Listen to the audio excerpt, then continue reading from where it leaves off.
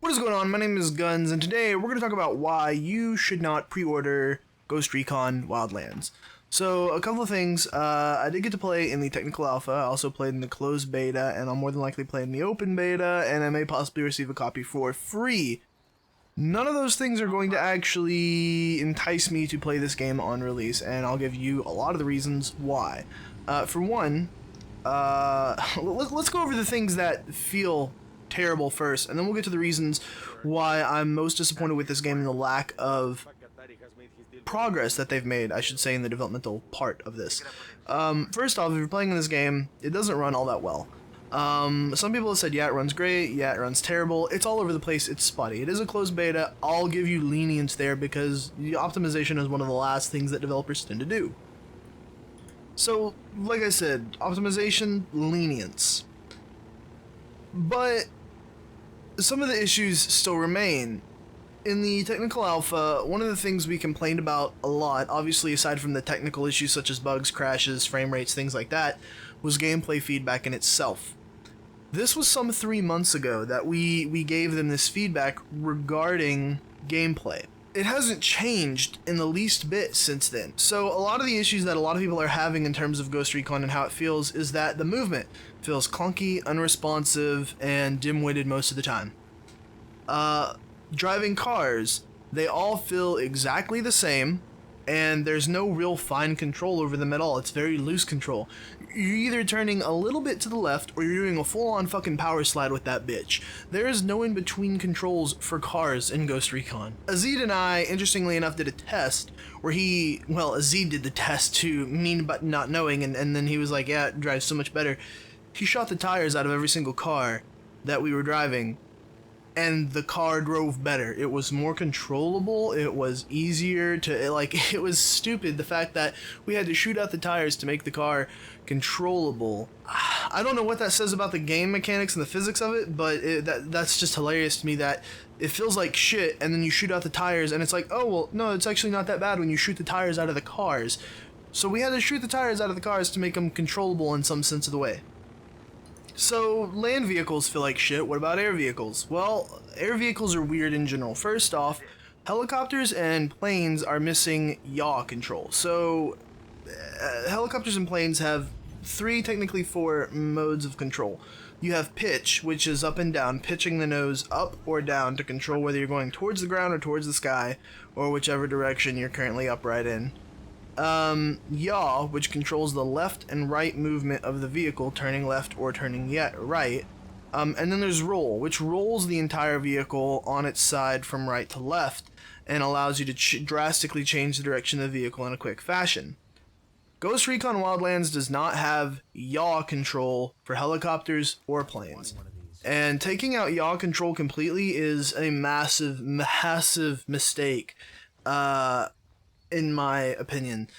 Great, if you were trying to go from it from a developmental standpoint, that's what you decided to do, developmental wise, okay, fine, you nailed it on the head, you did it. But it's a terrible and stupid choice. Grand Theft Auto 5, which has some of the worst flying in any game I've ever played, here in the last 3 or 4 years that supports helicopters and planes and things like that. Grand Theft Auto 5's flying is 10 times better than Ghost Recon Wildlands' flying. In Wildland or in GTA 5, I have yaw control. I can decelerate and generate lift and sweep through at high speeds in a helicopter or a plane. None of those kinds of physics are there for Ghost Recon Wildlands. It's like they forgot what physics in an actual plane were, or a helicopter were for that matter, and decided to completely exclude them from the game. If you use lift generated by the propeller blades and pull yourself up in the air, the helicopter will stay there if you're not generating any more lift and not really move. If you're generating lift and pitching the nose forward, that pushes the helicopter forward, and if you decelerate and go down towards the ground while generating lift with your propeller blades and pitching the nose forward, you gain a lot of speed. There are two things in Ghost Recon Wildlands that make this impossible. One, if you're pitching down and you're using lift, it will pitch the nose up for you automatically. I don't know why. I don't know who thought that was a good design choice, but it's moronic and it doesn't work, and it's frustrating because it pretty much takes the control of the helicopter out of your hands, saying, oh, no, no, no, you can't do that. We don't have the physics for that. And that's super annoying. It also makes it hard to control helicopters and air vehicles while looking at the ground, because many of these vehicles have front-facing weapons mounted on them, so you want to angle them towards the ground with these front-mounted weapons and use these Gatling guns on ground targets, right? That's the idea with it. Well, you can't, because it's so unwildly and ungainly, uncontrollable, that it doesn't make any kind of sense. And I thought, well, maybe I'll have better understanding of how the physics of this game work and the controls of this game work is if I was able to go into a first person and I could see exactly how it's affecting the frame of the helicopter as I'm moving around. There's no first person in vehicles at all, so there's that gone. But there is first person when you're shooting, but not in vehicles. Why? You clearly designed the first person view into this game to some capacity. I don't know why you wouldn't include that in vehicles and letting us go into first person when many racing games, military simulators, GTA, I mean, like, on and on allow you to have a first person view, because generally most people get a better sense of control from first person. Can't do it in this game. So vehicles all around are terrible, in the sky, on the ground. They're just complete shit. It's terrible. And we gave them a lot of this feedback back during the technical alpha. And we said, hey, this feels like crap. It needs to be changed if you want people to enjoy this during launch, because it's just not fun right now. It hasn't changed a single bit in that 3-month time span. And it wasn't like 1 or 2 people commented on this. On the Ubisoft feedback forums for those people that were in the technical alpha, half of the complaints were technical issues like bugs and glitches and things like that. The other half of the complaints, like literally, if not more, half of the complaints were, hey, vehicles in general feel like ass. You really need to change them. So they were absolutely 100% aware well beforehand of the issues that plagued vehicles. So that's vehicles out of the way. Let's move on to what else is terrible in this game. Movement mechanics are terrible in this game in general. Moving around in this game on foot feels clunky, unresponsive, slow, dim-witted, worse than the Division sometimes does, and the Division has some movement problems for me where I feel like it's not doing what I told it to, and it happens more than once every few weeks. It's like every day. It's worse than a Division in a lot of cases in that way. And some people try to mask this by saying, oh, well, you know, it's a military simulator, movement's not supposed to feel smooth or fast or anything like that, and to which I say that's complete and utter bullshit. Arma 3 is the most military of military simulators that you're gonna get. It was designed specifically to simulate military simulations by Bohemia, and its movement feels fine. Its movement is usable, palpable, controllable. Recon is not. Wildlands is not. And it's hard to really nail down what's so bad about the movement in Recon, or excuse me, in Wildlands, because it just feels bad most of the time. It feels like there's a cover system there, but it feels like it was half-assed slapped on. If you kind of push up against an object, he'll kind of shift into a cover position, but he doesn't really duck out of the cover position, and it's like, it doesn't, there's no feeling in the control at all. You don't actually feel like you're doing any specific thing with it. And so there's nothing there to let the player know it's like, hey, you're in cover now, hey, you're out of cover now. Even if it was an auto-snapping system, an auto-snapping cover system would have been fine if it actually had some kind of feel to it of going in and out of cover like that, and it has no feel to it whatsoever. A couple of things that are good, because it's not all bad about Wildlands. There are some good points to Wildlands. First off, the shooting feels good. Now, the bullets themselves we'll talk about in a second because they don't feel good, but the shooting itself feels good. Guns feel good, how guns control feel good, hip firing feels good. A lot of the gunplay in itself feels really good. And a lot of the customization for guns is really, really good. The gunsmith is back, and the gunsmith has always been one of my favorite customizing systems for weapons, and I wish more games would adapt a kind of gunsmith system for weapon customization because it's one of the best out there. Character customization is good, but I don't play a Tom Clancy game for character customization. It's nice to have to, you know, but it's not the main reason why I'm playing this game. Environmental details are actually pretty nice. There's gonna be, it's hard to see with the artifacting on the screen due to bitrate constraints on YouTube, but a lot of the environmental detail in Ghost Recon Wildlands is really good. And it's varied from place to place. It's got a lot of nice, really different, articulated environmental elements, and the environmental team, I applaud them on this. It's one of the better environments I've seen in a Tom Clancy game in a while, that I would say rivals the Division's environmental tone and mood and development in a lot of ways. Now, back to the gunplay and the bullets that I was talking about earlier. So the gunplay, as I said, feels good in just about every single aspect, except for the bullets. This is something I don't understand, and again, if it was a conscious design decision, it's a moronic design decision that I don't know how nobody looked at this and said, hey, yeah, this is really stupid, we should change it. And that is that the bullets are slow. They're really slow. Like, from short distances, like a 200-meter shot, I have to lead the target like a foot if they're running. I have to lead them like a foot with a sniper rifle in order to actually hit them, because the bullets are so slow in this game. 200 meters and I have to lead you a foot?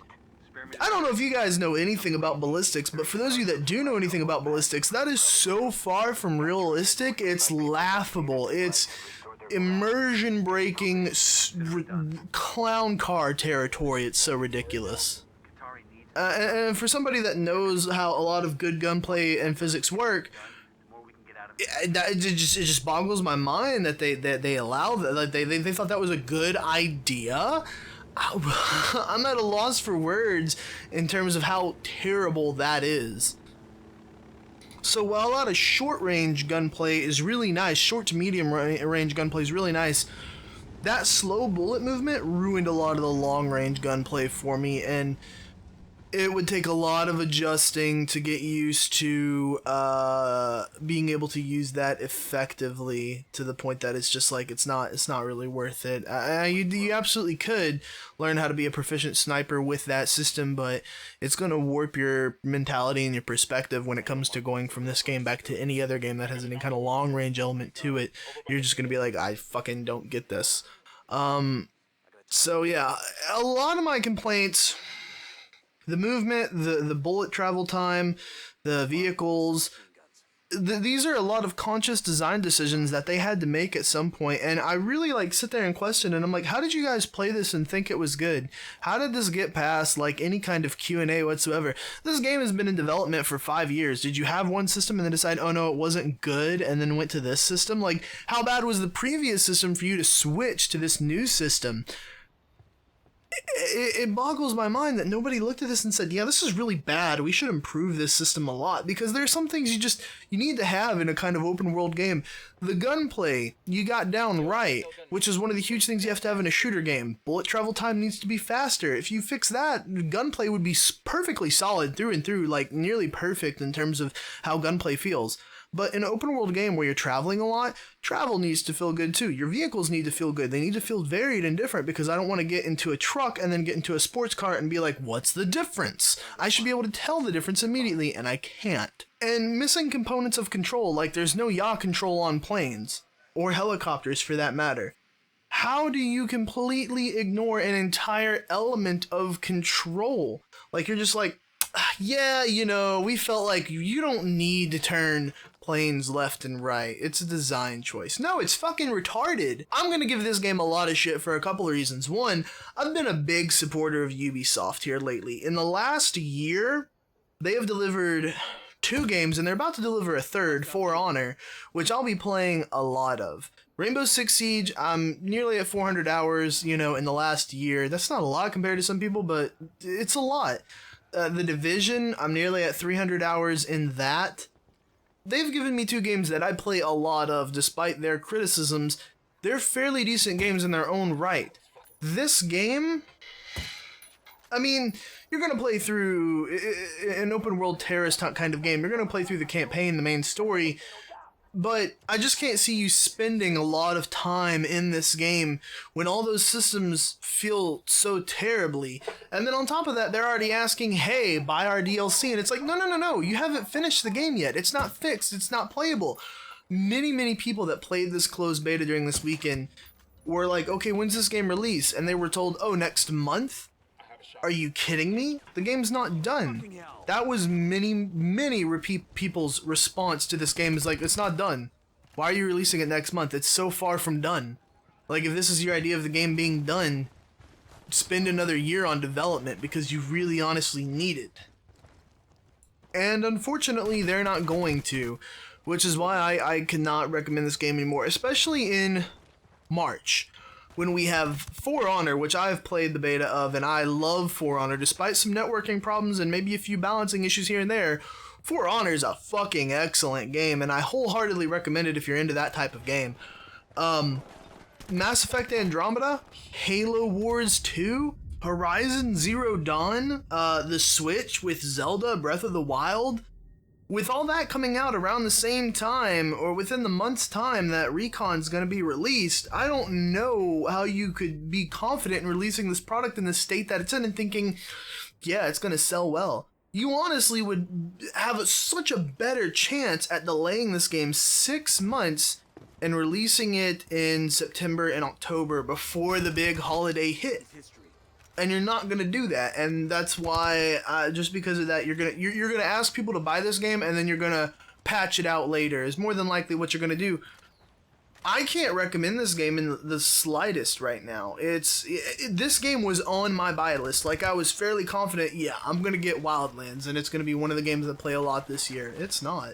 It's really, I may buy it, 7-8 months down the road from release, when I can get the game and the season pass and already half of the DLC for the game with the season pass, for $30-40, because it's not worth, if you're picking a few games you want this season, this spring season of gaming, Wildlands, I can't recommend it be on your list. That's going to be all from me though, guys. If you like this video, feel free to hit the thumbs up button and subscribe to the channel, and also turn on alerts. I feel so stupid asking people to do that, but if you want to watch all the action, you can go over to twitch.tv/3gunsdown. All the links are in the description below for you if you want to check those out. Year 2, Season 1, Siege, Science, Day 1 will be over on the Twitch channel. We'll be playing around with the new operators of the new map and figuring out all kinds of new fun stuff for the meta. If you want to support the channel directly, feel free to give us a contribution monthly over at patreon.com. And you can also, if you're looking to buy a new game on the PC market, go over to our referral link for Green Man Gaming. You can save up to 20% on a new game. It saves you money and it helps support the channel. I'm Guns. I'm going to go ahead and get out of here. I hope you guys enjoyed this video. I'm going to get out of here. See you guys later.